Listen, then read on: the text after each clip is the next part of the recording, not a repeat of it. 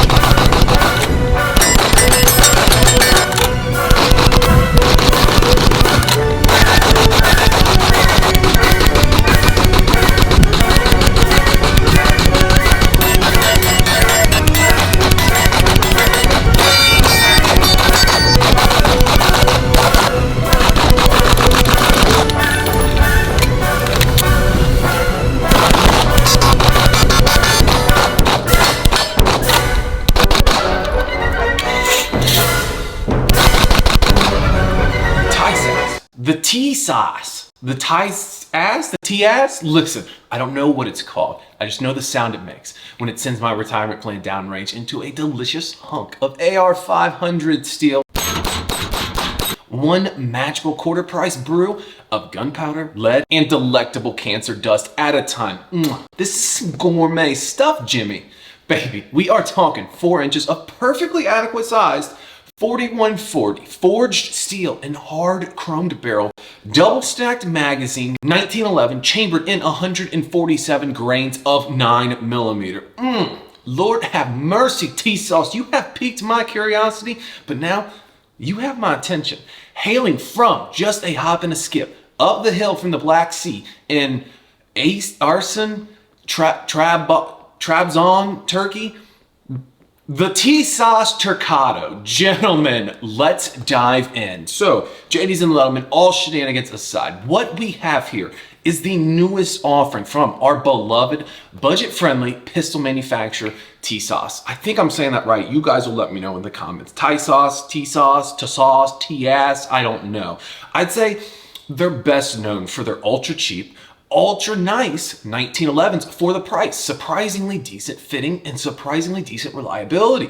Now, granted, the 1911 has been around for literally over a century, so everybody's had ample time to get it just right. However, you would think in 2024 that would be all clear and that would be all covered, but we still have companies out here pumping out hot garbage for nearly twice the price of most Tisas pistols. So it's a breath of fresh air to see a good looking pistol that's actually available, that's affordable, and runs out like it should. At least that's the case for their 1911s. But today, gentlemen, we have something a touch different here.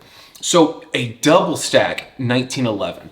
First, let's talk about the double stack 1911 craze. It's in full swing. Honestly, it's really interesting to see the interest shift from striker fired pistols to the 1911 platform. In the course of like 20 years, we went from the Beretta M9s. You had to have a Beretta M9. Every officer was issued one.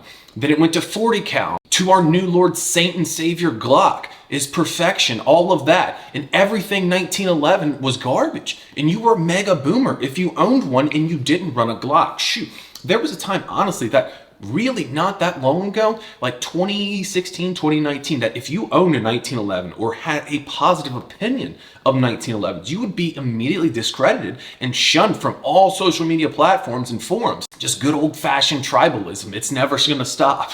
This isn't an exaggeration either. If you weren't running like a Glock with a grain of custom work in 2017, you weren't cool by the internet standards. And if you were rocking 7+1 of our Lord Saint Savior 45 AARP, bro, you were the kid that ate boogers in gym class. But along came this marketing campaign around the great lockdown debacle of 2020 by a little company we all know as Staccato. Everybody was getting free money at this time, getting thrown at them. So what's the right thing to do when you have a little come up? Yeah, you blow it on some guns like a proper red-blooded American, you handsome son of a devil. Well done. And pretty soon, not so soon, like overnight, did the opinion of the greatest pistol ever devised finally changed, and suddenly double stack 1911s chambered in 9mm with 20+1 rounds in a mag, a weapon mounted light, and a red dot was the coolest thing possible you could ever do, and a whole new personality trait was unlocked. Congratulations. Meanwhile, the 1911 purists, those old school dudes, had that aha, gotcha kind of moment, but they still got made fun of because all those Gucci Glock fanboys from that cult chasing all that Instagram clout just upgraded, and they had no one else to hate on, so they had to hate on somebody, and the old 1911 dudes, that's who caught all that flack. No matter, they just rode off in the sunset in their Subaru STIs with blown head gaskets and lifted Toyota Tacomas, leaving nothing but a cloud of blueberry, guava, fruit, cupcake, dingleberry scented vape smoke clouds with their staccatos in hand. Whew. I need a drink. But it didn't stop there.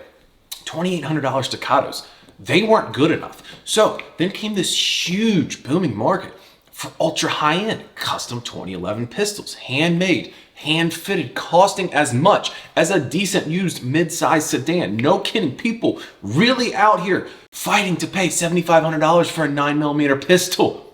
Who would do such a thing? And all of it for fit and finish and how it looks. It's gotten insane. But along came this cute little guy from across the pond and down the East India trade route. I don't know, maybe. I'm not the best geological guy. But the Tisas double stack. Tisas, titty sauce, titty sass. Tisas. That's what we're going to go with. Let's talk about it, gentlemen. So, first things first. Guys, it takes staccato mags. I'm not sure if you guys know how big of a deal that is, but it's a big deal, and for multiple reasons. First, the gun ships with 2 mags. Now, if you guys have ever owned or thought about owning some sort of double stack 1911, you know that the mags they take are proprietary, and they cost like $60 a pop. That's pretty frightening. Me personally, I never spent so much money on a magazine for a new production handgun. I was over here thinking like 35, 40 bucks was kind of pricey. And then Checkmate Industries dropped their enormous hammer on my head and said, bro, you gotta pay $60 or you ain't getting our mags. But here's the thing, guys, they're literally some of the best made mags out there. All stainless steel bodies with a super slick and high polished finish on them. And they simply just work. They are reliable, they are durable, and they just feel fantastic. It's not just some injection molded polymer mag with 800 bajillion% markup. I'm looking at you, Glock. If PMags routinely cost $10 a pop, why do you think it's okay to charge $30 per for less material? Where do you get the balls? Anyways, back to the real gun here in the real mags. Stainless steel bodies and built to last. They're super ideal. And it's funny how we've strayed so far away from metal everything. I've got some 110-year-old magazines from a 1911. They still function perfectly today. And are we going to be able to say the same about polymer and plastic mags? We shall see. But a big problem, it's kind of a catch-22 when it comes to the mags that feed this gun. They're super high quality and super reliable, which means if you're having issues with your gun, there's a good chance it's not going to be mag related. And most malfunctions in pistols usually come from either bad ammo or bad magazine. And that's not exactly exclusive to pistols, can be rifles too as well. See it happen all the time. The first culprit is usually mags. But it's kind of a bad thing because realistically, I feel like you need a minimum of 8 to 10 pistol mags. That's a minimum for your weapon if you shoot more than once a year at an indoor range, which means guys, you're gonna have to spend at least $550 in magazines for a gun that costs roughly $700. Stonks. But here's the thing. I'd be willing to bet this absolutely won't be your last double stack 1911, so you're fine. Keep stockpiling them, keep them in the back, you know, if you're not using them. Now, let's talk about some of the features of this gun. The gun comes with a Picatinny rail for a weapon-mounted light. It's perfect size for something like a TLR-7 sub. If you like that flush-fitting light with the end of your barrel, or if you're just that Giga Chad and you want to blind your target for the next 10 business minutes, you get an X300 Turbo, baby. Now, what's absolutely awesome is everything Tisas double stack is coming with an optic cut. That is fantastic because it's 2024, guys. And if you haven't learned that using a red dot on your pistol is approximately very many more times more gooder than iron sights, and you probably don't even know what YouTube is anyway, so there's that. You would have never even found this video, so I'm glad you're here, by the way. Anyways, the rest of us normal folks will be enjoying being able to pop a red dot right on there. Now, my only gripe about this cut is it's cut for the RMS-C footprint, which essentially, The best quality red dot that you're going to be able to get a direct mount to on this thing is going to be a Holosun. And you guys know how I feel about Holosun, extremely hit and miss.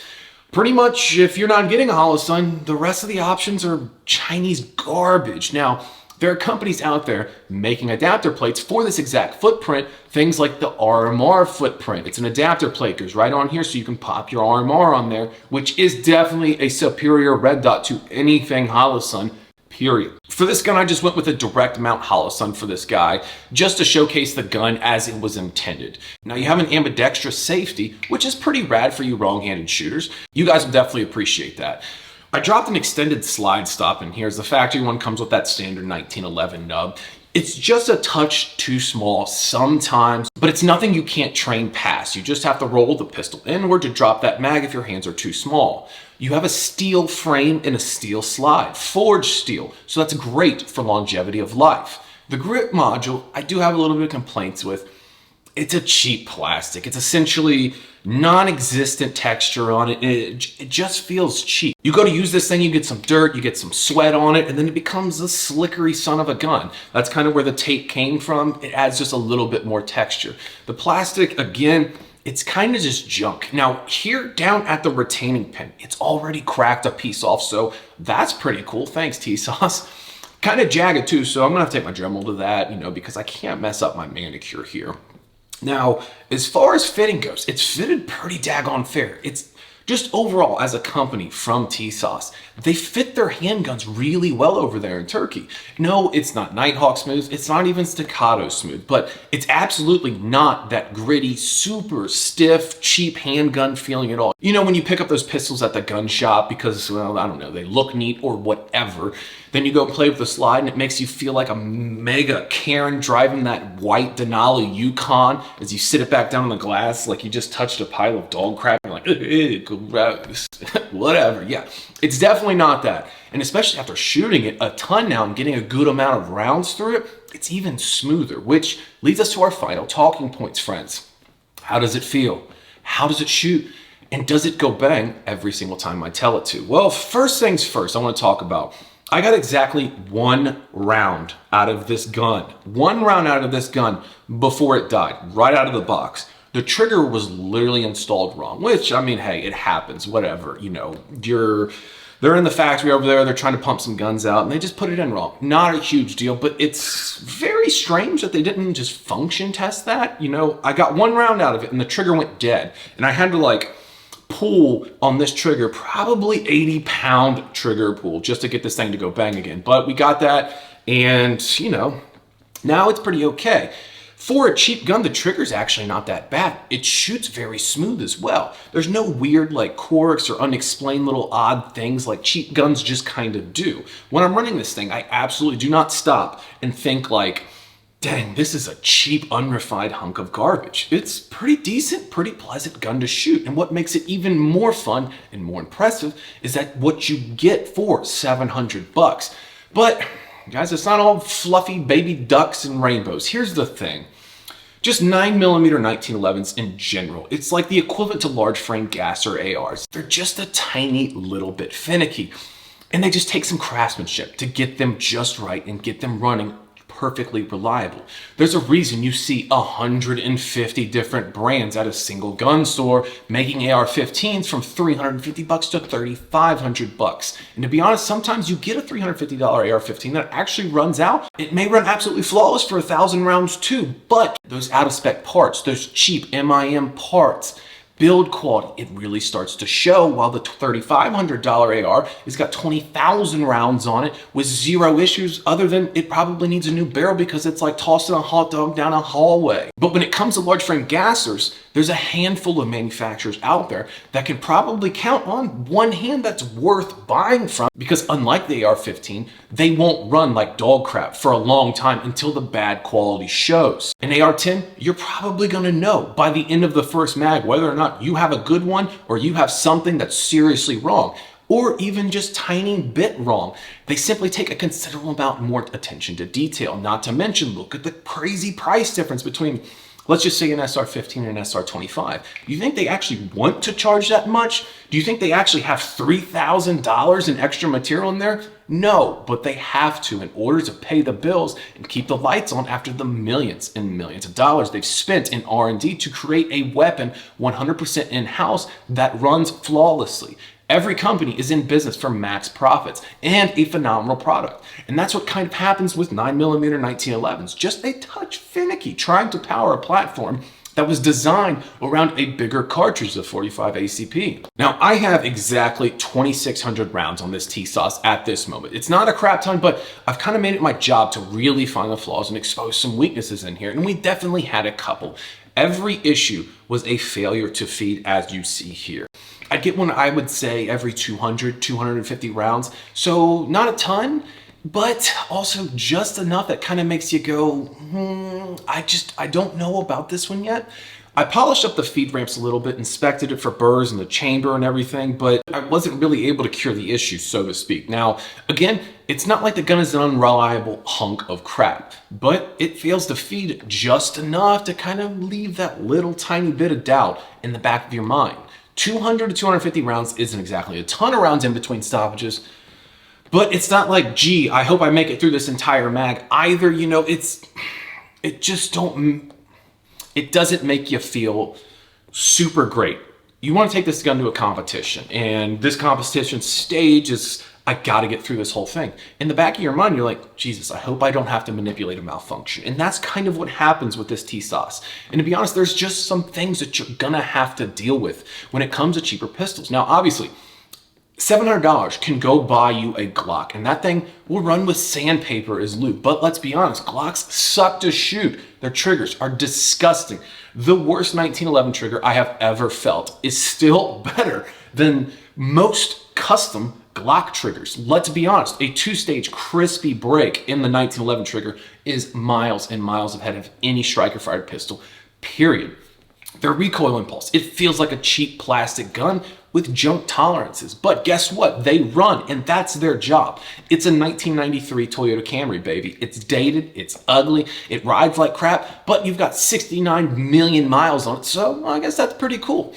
The Tisas is here on that same platform as most mega giants of impeccable craftsmanship in the world. We're talking Staccato, Nighthawk, Atlas, Alchemy, all of those dudes. This is what this gun is trying to imitate, replicate. But let's talk about the bare minimum cost for a duty grade double stack 1911. We're not talking a Prodigy here. The first thing that comes to mind is the Staccato. That's the Glock of 2011s, period. Runs out all day long. You're not getting a modern art masterpiece, but it costs $2,500. They have to charge that much because it costs a lot of money for attention to detail and building small metal items that folks rely their lives on. And I genuinely believe in today's America, it simply costs $2,000 to build a double stack 1911 that's dead nuts reliable and chambered in 9mm. And unfortunately for this Tisas, I just don't feel it's quite there yet. Is it a dope range toy? Absolutely. Is it a great introduction to 2011s for an extremely low cost in comparison? Yes, absolutely. But when it comes to the Tisas double stack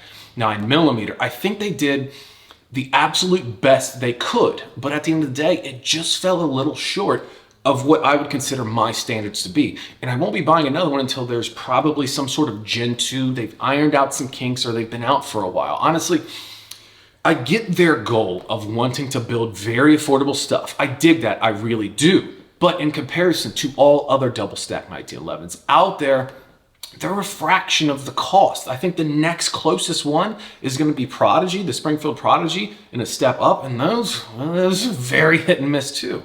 They're not really taking away the buyers from that market, that high-end market either, Staccato and above. So Tisas, let's dial in this platform. Let's get a good SOP for creating a reliable double stack pistol here and let the results speak for themselves. And I promise, if you get a pistol that runs better than this, you can get away with charging $995, $1295 for this gun all day if you spend the extra $200 to $400 on simple QC and machining. And I genuinely believe you will then have a game-changing pistol. So gentlemen, that's a wrap on the Staccato 2011. I appreciate each and every one of you guys that have made it this far. You're the best. You are the absolute kings of this community for spending your time with me here today. So say it with me here, folks. Run your gun and not your mouth, and we will catch you next week.